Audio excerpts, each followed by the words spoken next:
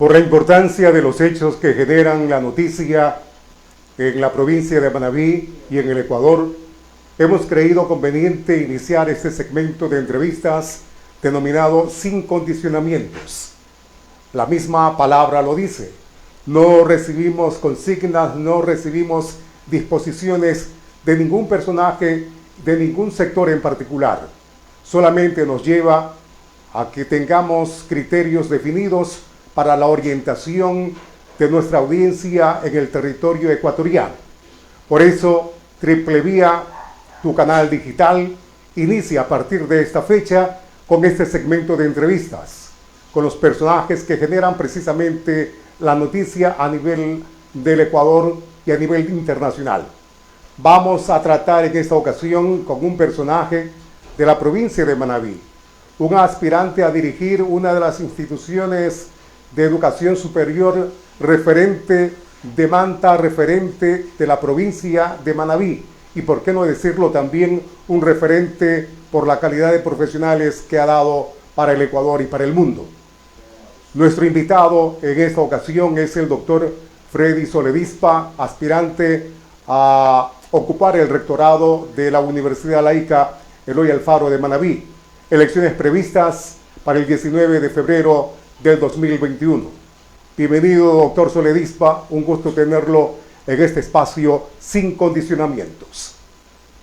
Gracias y un cordial saludo a través de este importante medio de comunicación Triple Vía a toda la comunidad universitaria, a toda la comunidad manabita y a todos quienes nos honran con su escucha y presencia. Y aquí listo para compartir, para debatir, para expresar ideas, proyectos, sueños, realidades con el fin de llevar adelante y posicionar, como bien lo planteaba usted, a nuestra Universidad Laica Eloy Alfaro de Manabí. Y precisamente porque las instituciones de educación superior tienen que cumplir un rol importante, de acuerdo a lo que establece la Carta Magna y de acuerdo a lo que exige también nuestra sociedad. Yo no llamaría a un debate, doctor Soledispa, más bien vamos a tratar, vamos a conversar temas que interesan a la colectividad, no solamente universitaria, no solamente a los estamentos de la ULIAN, sino también a la sociedad y a la colectividad.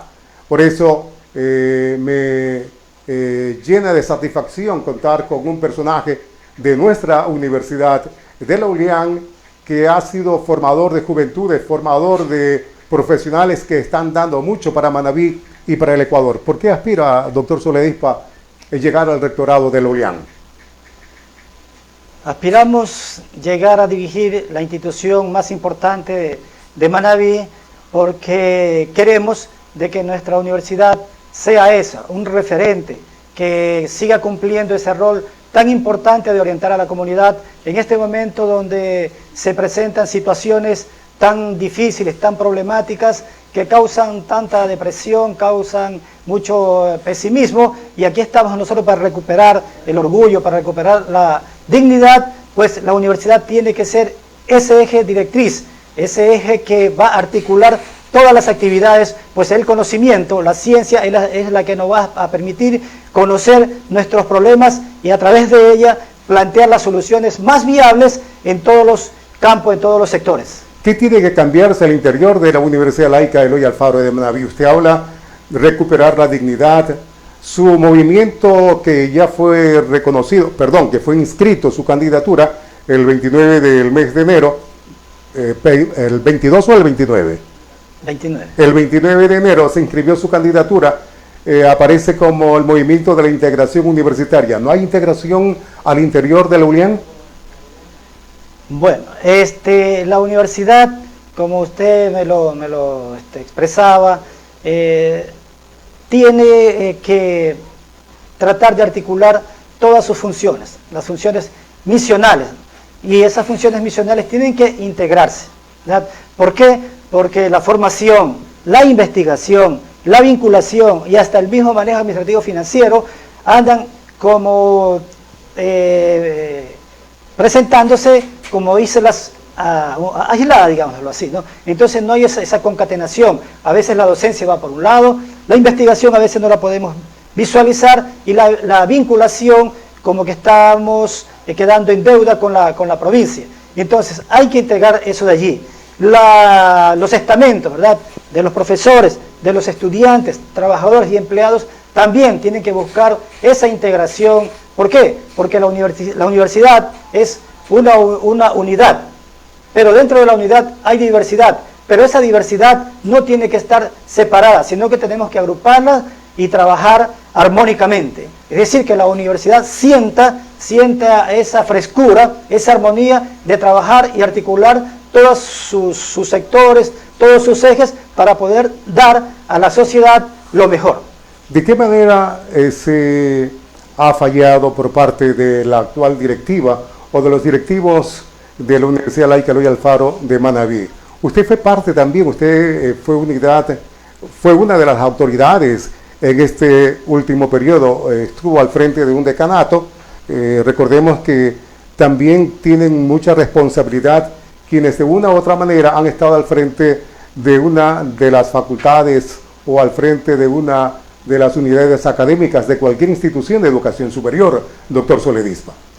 Sí, yo he sido decano por 2 ocasiones y siempre he estado dispuesto pues a trabajar, dispuesto a unir mis capacidades para sacar adelante. En el 2014, por la confianza que depositó en mí el doctor Medardo Mora, yo ya fui decano.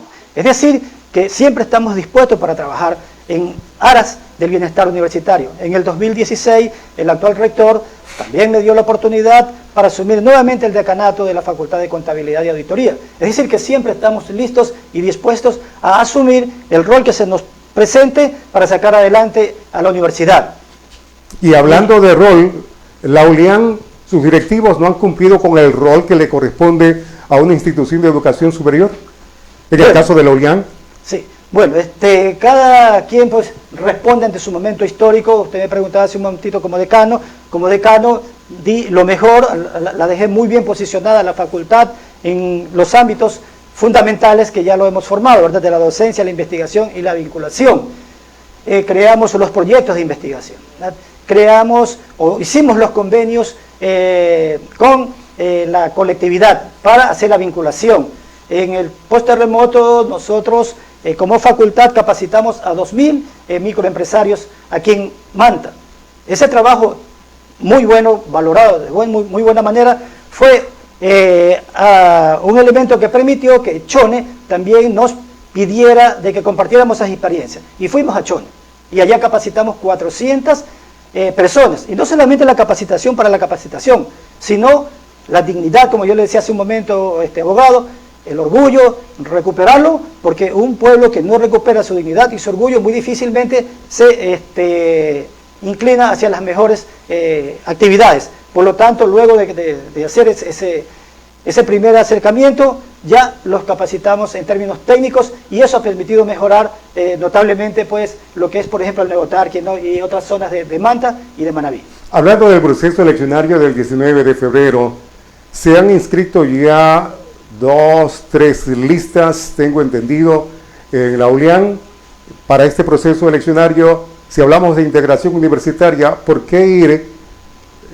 con varios movimientos, con varias listas en este proceso y no unificarse y llegar precisamente consolidados y fortalecidos para esta elección del 19 de febrero, doctor Soledispa?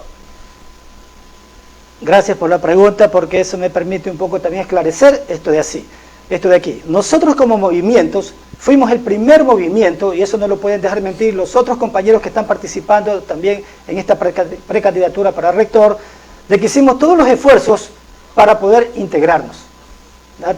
Lo hicimos con todos los precandidatos. Lamentablemente, mi estimado abogado, hay posiciones muy fuertes, muy personales que han impedido llegar a esa integración. Nosotros fuimos los primeros, yo mismo di el ejemplo, al ceder, al deponer mi candidatura en un momento dado de rector, en aras de llegar a la integración. Pero los movimientos con los cuales hicimos la integración o la coalición, lamentablemente no respetaron los acuerdos a los que habíamos llegado y lamentablemente pues nos excluyeron, nos hicieron a un lado y la comunidad universitaria nos preguntó, bueno, ¿y qué pasó? Freddy, hay que recuperar hay que reposicionar otra vez lo que tú ya tienes hecho y así nuevamente comenzamos a articular y afortunadamente por el voto de confianza que tenemos de la universidad hemos establecido este movimiento y vamos a participar como Movimiento de Integración Universitaria en el proceso eleccionario donde vamos a ganar. Usted va como candidato al rectorado. ¿Quiénes les estarán acompañando para el vicerrectorado académico y para el vicerrectorado de investigación, de acuerdo a la norma estatutaria vigente en la ULIAN? Sí, permítame decirle que nuestros candidatos son candidatos que no tienen una trayectoria política, sino más bien una trayectoria académica y de investigación. Son compañeros nuevos en la universidad que van a hacer la historia y la diferencia entre los precandidatos y de llegar al rector vamos a marcar diferencias. En nuestro vicerrectorado académico está la doctora Yester López, una doctora en ciencias pedagógicas, donde estamos garantizando el manejo de la academia con todas sus fortalezas. Y en el vicerrectorado de investigación tenemos al doctor Giovanni Benavides, un escritor, novelista e investigador. Por lo tanto, él conoce muy bien los sistemas de investigación, conoce cómo manejar los programas de investigación, los proyectos de investigación y toda esa masa gris de investigadores que ya tiene la ULIAN, pero hay que saberla canalizar para poder manejar mejor este segmento, ¿no? Y allí sí, como yo le decía, ¿verdad?, teniendo ese equipo bien formado, liderado por este humilde servidor, que tiene su trayectoria académica, tiene su experiencia y tiene su formación para dirigir la universidad. Tengo un MBA, un máster en administración de empresas y un doctorado en ciencias administrativas. Por lo tanto, estamos garantizando con este equipo un manejo integrado de las funciones sustantivas de la universidad. ¿Hasta qué punto se podría hablar de injerencia política partidista para este proceso eleccionario en la ULIAN? Bueno, le comento que nosotros considero que somos el único movimiento universitario que no tenemos ningún vínculo con ningún sector, con ningún otro elemento de apoyo. No, nosotros somos un grupo, ¿verdad?, que nos estamos financiando nosotros mismos, que estamos haciendo un trabajo fuerte entre nuestro equipo, por lo tanto no respondemos a ningún interés, no respondemos afuera, ¿no?, que de pronto nos vaya a condicionar. Por lo tanto, cuando hagamos nuestra gestión de trabajo académico, vamos a tener esa plena libertad para tomar las mejores decisiones y que la universidad sea la beneficiaria. ¿De qué manera incidirá el resultado de las elecciones convocadas por el Consejo Nacional Electoral para el próximo 7 de febrero al interior y del proceso eleccionario de la ULIAN?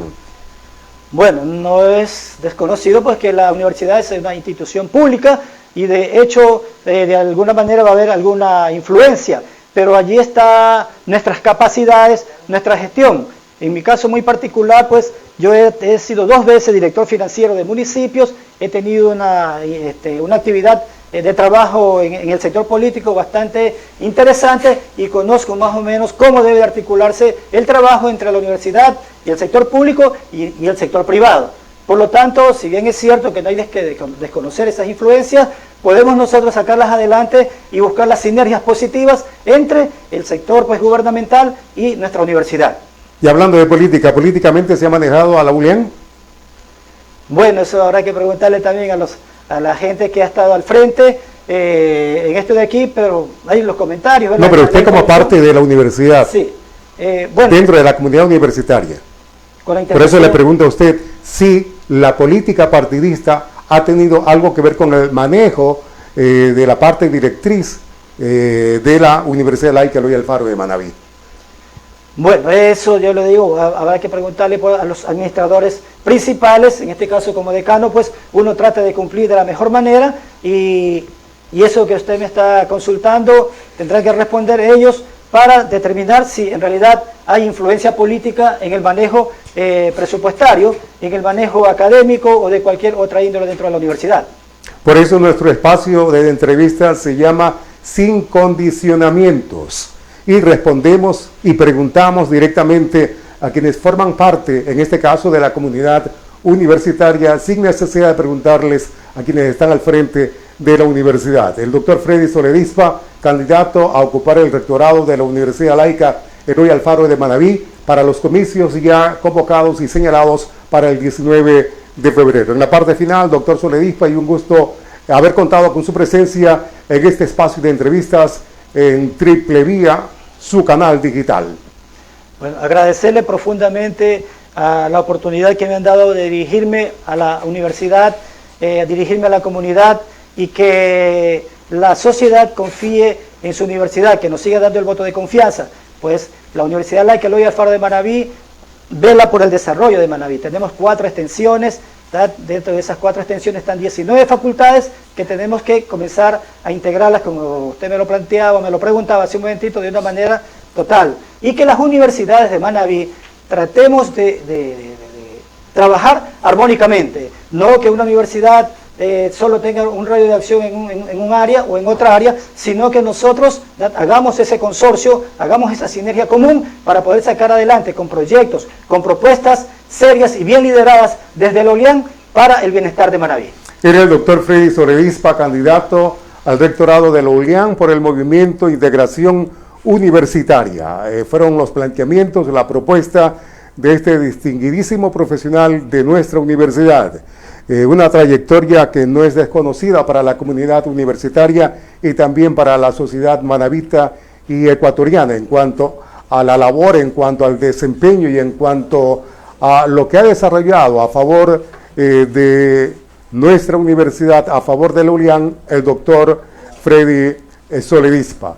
Y seguimos con nuestro segmento de entrevistas sin condicionamientos en este día, y cuando estamos ya a pocos días de que se lleve a efecto el proceso eleccionario señalado para el 7 de febrero del 2021, donde se elegirán al presidente, vicepresidente de la República, asambleístas nacionales, asambleístas provinciales, parlamentarios andinos, quienes tendrán que estar al frente de las funciones del Estado a las que corresponde a cada uno de estos ciudadanos que llegarán por elección popular a partir del 7 de febrero, de acuerdo a los resultados que se den en cuanto a la voluntad del electorado, a la voluntad del ciudadano, por voluntad democrática, tal como lo establece la Constitución de la República del Ecuador. Y por la importancia del hecho que se avecina, por la trascendencia de las elecciones del 7 de febrero, por lo que representará para Manabí, por lo que significará para el Ecuador elegir a nuestros dignatarios, elegir a nuestros representantes, tanto a la función ejecutiva como a la función legislativa, creemos que estamos cumpliendo un rol importante en los actuales momentos. Dar a conocer, no las propuestas, escuchar precisamente planteamientos directos, sin demagogias, por parte de quienes aspiran a llegar a la Asamblea Nacional, como candidatos por la provincia de Manabí, como candidatos a la Asamblea Nacional, precisamente algo que rompe los esquemas dentro de los procesos eleccionarios. Cuestionamientos para el Consejo Nacional Electoral, las normas no están claras o si han estado claras, no se han cumplido tal como lo establece precisamente la normativa en materia electoral, no se han cumplido los presupuestos establecidos previamente para este proceso electoral. Hemos salido de un año tan crítico, tan desastroso, no solamente para el Ecuador, sino también para la comunidad a nivel internacional. Pero en lo que concierne a Manabí tenemos que referirnos en este día, en este espacio sin condicionamientos, cuál es el pensamiento, qué es lo que cree debe cambiarse en Manabí, cómo deben actuar nuestros representantes en la Asamblea Nacional. Un personaje manabita con tanta trayectoria a nivel nacional en el campo del derecho, en el campo de la abogacía. Me refiero a Luigi García Cano, quien aspira a ser representante por Manabí, por el Distrito Sur, en los comicios del 7 de febrero. Él participa por el movimiento Avanza con la lista número 8 que tiene como candidato presidencial al señor Isidro Romero. Luigi, buenas noches. Un gusto contar contigo en este espacio para que la ciudadanía manabita, para que el electorado de nuestra provincia y también para que la comunidad a nivel nacional conozca qué es lo que piensa el aspirante a llegar a la Asamblea Nacional, ahora sí, en representación de Manabí. Néstor, buenas noches y buenas noches a toda la gente de Triple Digital. Qué gusto estar en este medio de comunicación a pocos días de que se inicie ya prácticamente el proceso electoral que se va a dar este domingo 7 de febrero, y aspiramos en estos últimos días socializar el proyecto político conforme lo hemos venido haciendo. Ahora estamos viniendo desde San Mateo, Santa Marianita, Santa Rosa, El Aromo, fuimos a Aramijó, estuvimos en Crucita, socializando el proyecto político. Gracias por la oportunidad. Aquí nos vamos a preguntar a Luigi García qué es lo que va a hacer, qué es lo que ha hecho, porque en Manabí nos conocemos todos. En Manabí, aunque los manavitas residan en otras provincias y en otras ciudades del país, sabemos de dónde salieron, sabemos qué han hecho y qué es lo que han hecho efectivamente para beneficio de la comunidad, en este caso manavita. Ahora, la mayoría, por no decir casi todos los candidatos a nivel de Manabí, a nivel del Ecuador, dicen: yo soy manavita, tengo raíces manavitas, por mi sangre corre sangre manavita. Tanta demagogia, tantas mentiras, y por eso en este espacio no vamos a permitir que se siga engañando a la colectividad manavita. En el caso de Luigi García, tuvimos la oportunidad no de conocernos recién, desde hace muchos años, y precisamente en las aulas universitarias de la ULIAN. Hace 30 años. 30 años precisamente, Luigi.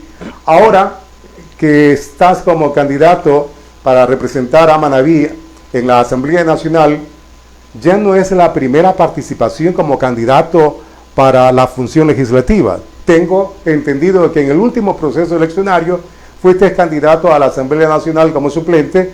¿Y qué pasó? Bueno, mira, Luigi García nació en 1966 en Portoviejo, Manabí. Yo prácticamente me formé, hice mi vida acá en la ciudad de Manta. Estuvimos compañeros en la Facultad de Jurisprudencia hace 30 años de la Universidad Laica Eloy Alfaro de Manabí. Posteriormente estuve en la ciudad de Quito 22 años viviendo. Hace 2 años decidí retornar a Manabí.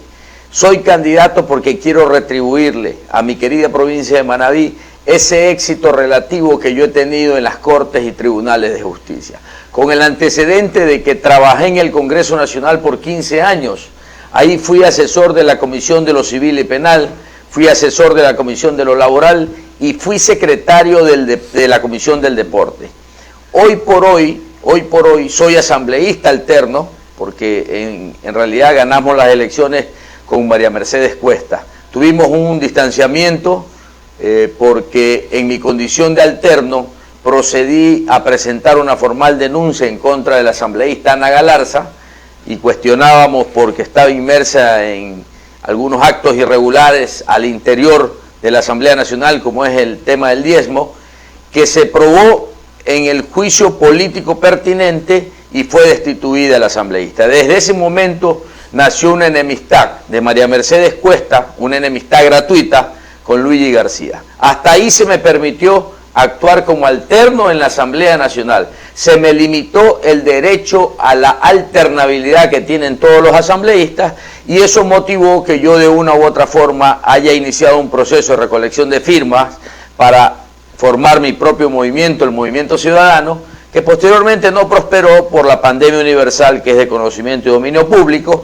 Y luego, en conversaciones con Isidro Romero Carbo, que me pareció un empresario honesto, un buen candidato a la presidencia de la República, acepté ir por el Distrito Sur como candidato por Avanza Listas 8 a la Asamblea Nacional. La posición de la gente que está en Fuerza Ecuador permitió que se dé este tipo de vulnerabilidad a los derechos y a la representación de Luigi García. Efectivamente. Y esa lealtad que yo tenía con la organización política motivó que yo en una decisión eminentemente personal haya decidido dar un paso al costado y iniciar el proceso de recolección de firmas para la creación del movimiento, que ahorita repito, no prosperó por el tema de la pandemia. Pero para que conozca la ciudadanía de Manabí y del Ecuador, ¿cuál fue la posición de María Mercedes Cuesta en este caso? Que no voten en contra de la posición de quienes pedían sea sancionada. Frontalmente me pidió que retire la denuncia. Aquello constituía para Luigi García una ofensa, porque si uno presenta una denuncia y tiene un fundamento serio y lo hace en forma responsable, tiene que seguir con las acciones pertinentes hasta que se determine si hay responsabilidad o no. En este caso se determinó la responsabilidad, la Asamblea Nacional con la mayoría de los votos procedió a la destitución del asambleísta, porque la intención de Luigi García era sentar un precedente para que se terminen esas malas prácticas políticas que se estaban dando en la Asamblea Nacional y que se siguen dando. Y te digo esto porque los asambleístas tienen algunos asesores en exceso, pero lo más delicado es que cada asambleísta tiene un asesor de territorio, que es el asesor que supuestamente, entre comillas, le lleva la agenda del asambleísta en la provincia. Y ese asesor, por lo general, ya ni siquiera se presta para el tema de diezmo. Ya más bien es piponazgo, porque los asambleístas, la mayoría de los asambleístas, ponen como asesores de territorio. Pero eso no se denunció al interior de la Asamblea. A los choferes y a las empleadas domésticas. Mira, yo en mi plan de trabajo, que lo firmé y está y consta bajo juramento, porque soy el único candidato de la provincia de Manabí que ha tenido la valentía, la frontalidad con la ciudadanía, el compromiso que yo adquiero con la ciudadanía manabita de decirle, declaro bajo juramento que voy a cumplir el plan de trabajos. Tú sabes lo que consta aquí, Néstor, como plan de trabajo de Luigi García, lo que yo propongo en la Asamblea Nacional: reformar la ley orgánica de la función legislativa. Pero ya se lo ha hecho por varias ocasiones, Luigi. Reformar la ley orgánica de la función legislativa. ¿Para qué? Para reducir el número de asambleístas. 2, para eliminar los sueldos de los asambleístas, para que los asambleístas ganemos dietas. Pero la primera parte que te hace referencia, eso ya no corresponde solamente a reformar la ley, sino también a reformar la Constitución. Pues. No, la Constitución se la puede reformar vía consulta popular, pero esos son para temas de estructura del Estado. Pero para darse la disminución del número de representantes al interior de la función legislativa. Eso es estructura del Estado, que ya vamos a hablar del tema de estructura del Estado. Pero aquí hablo de eliminar los sueldos de los asambleístas. No, pero antes de eso, el número de asambleístas necesita referencia. Eso ahí sí necesita reforma, eso va dentro de la consulta. Por eso yo hacía referencia, exacto. Y discúlpame que te haya interrumpido en tu exposición con relación a tu plan de trabajo. Mira, aquí está clarísimo. Apoyaré la iniciativa de reforma constitucional vía consulta popular o reforma constitucional al interior de la Asamblea.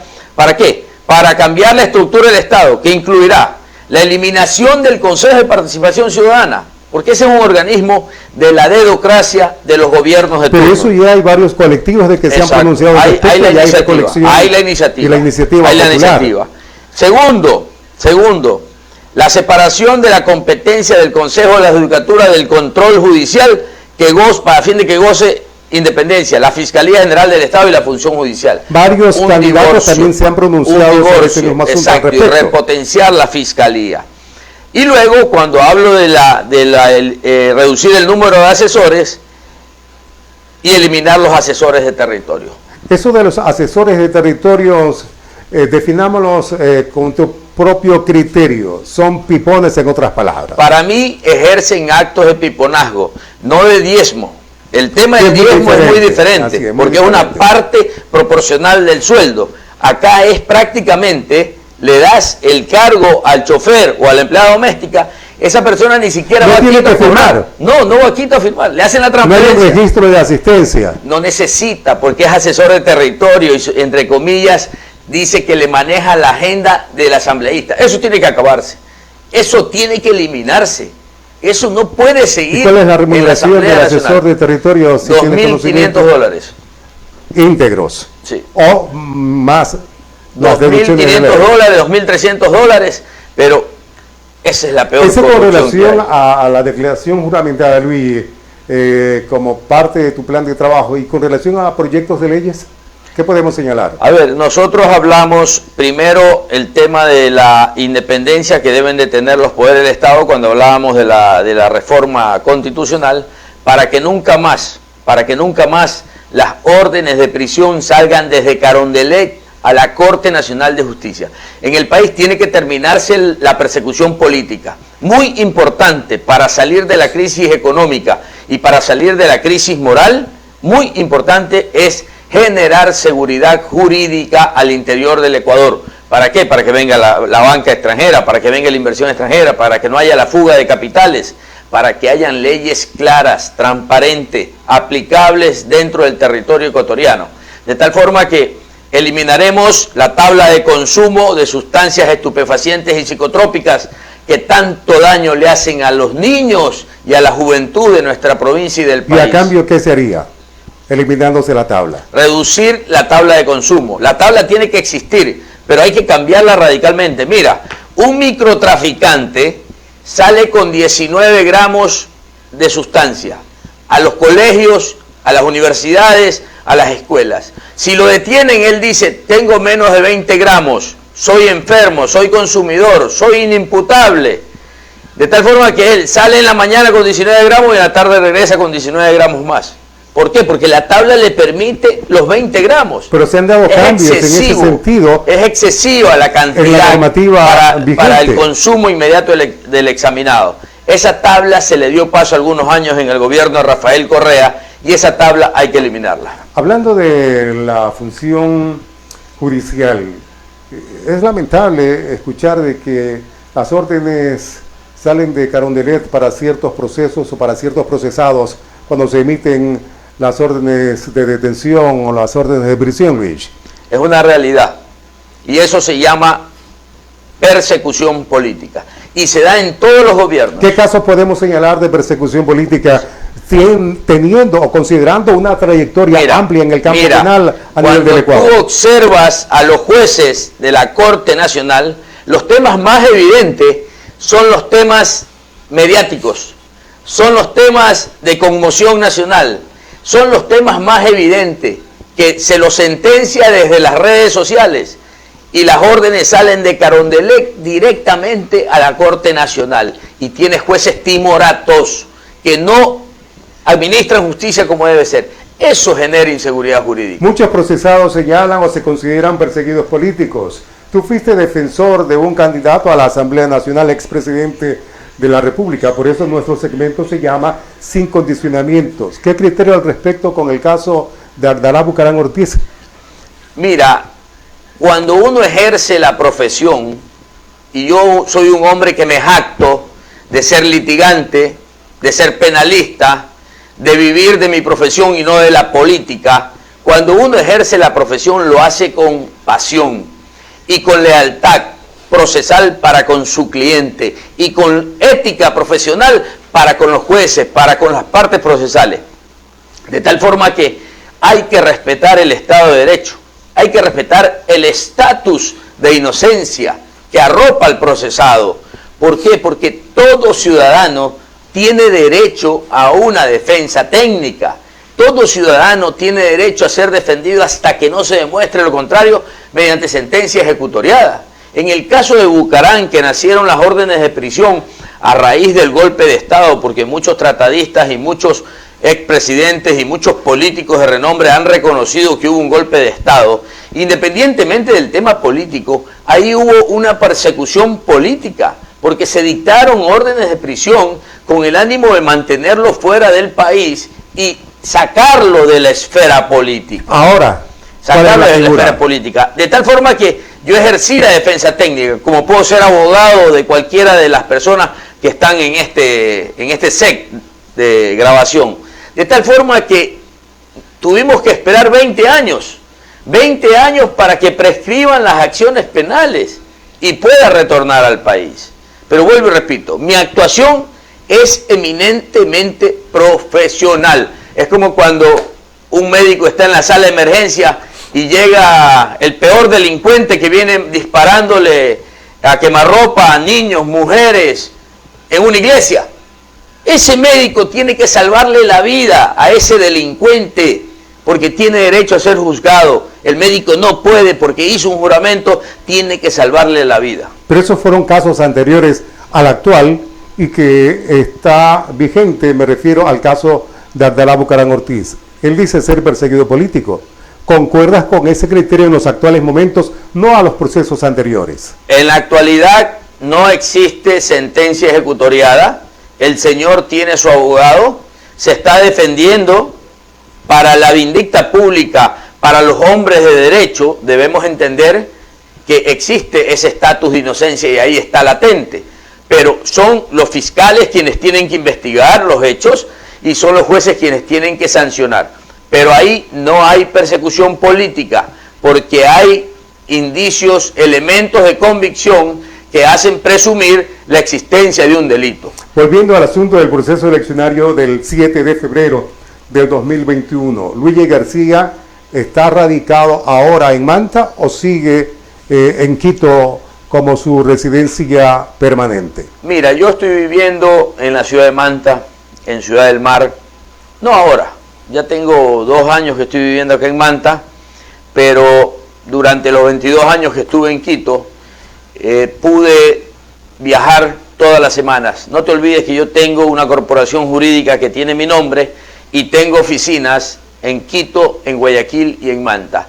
Así que todas las semanas vivo entre Guayaquil, Quito y Manta por las actividades laborales y genero empleo, genero trabajo, porque tengo cerca de 14 abogados en Guayaquil, tengo 18 abogados en Quito, aquí en Manta tengo 6 abogados, tengo mi oficina propia, tengo mi casa aquí en Manta, de tal forma que más manavita que Luigi García no puede haber. El Ecuador es uno solo. Alguien por ahí criticó y dice, sí, pero Luigi vivió 22 años en Quito. Yo quisiera que cualquiera de los criticones, de los que son buenos para con el pulgar emitir alguna crítica, vaya a la ciudad de Quito a ejercer la profesión y quisiera ver si pueden posicionarse como uno de los mejores abogados del país. De tal forma que a mí me ha costado muchísimo en la ciudad de Quito ganarme un nombre y apellido, en la ciudad de Guayaquil igual, y en mi querida ciudad de Manta, aquí todos nos conocemos. Y de llegar a la asamblea va a descuidar su consorcio jurídico, Luigi. Gracias a Dios, que en la asamblea la remuneración para muchos es demasiado y para otros es muy poco por lo que hacen efectivamente. Néstor, exactamente. ¿Y sabes por qué? Porque yo he dicho que ser candidato para algo para lo cual no estás preparado o no eres idóneo también es corrupción. Luigi García va a la asamblea porque tiene una capacidad económica estable. Para mí sería muy fácil hoy domingo estar en la playa y despreocuparme de los temas políticos y vivir de mi profesión cómodamente, porque tengo un nombre, tengo un apellido como abogado y tengo una clientela estable. No, señor, yo he aceptado ser candidato a asambleísta en el peor momento, en la peor crisis moral de la clase política del país. ¿Para qué? Para recuperar la dignidad de los manavitas. Y no solo recuperar la dignidad de los manavitas, porque yo soy el único que he hablado de fiscalización y que voy a recuperar los 3.450 millones que se robaron de la corrupción. Hoy por hoy puedo ser candidato y vivir de mi trabajo, porque gracias a Dios mis hijos son abogados y ya están a cargo de las empresas, de la corporación jurídica, y lógicamente yo hago la supervisión de todos los casos. Se habla de recuperar un valor que eso no está dentro de las funciones o labores o actividades o rol que le corresponde al asambleísta dentro de la función legislativa.